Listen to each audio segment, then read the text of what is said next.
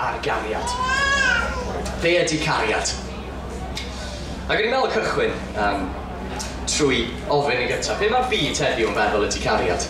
So chi o gwmpas maes y Steddfod, be mae'r byd yn feddwl ydy cariad heddiw? A dyma fi'n meddwl am gwbl o bethau. O'n i'n cerdded trwy maes ec heddiw, a'r cariad cyntaf ni'n weld ydy cariad at stwff ac eiddo. Mae pobl yn caru carafans.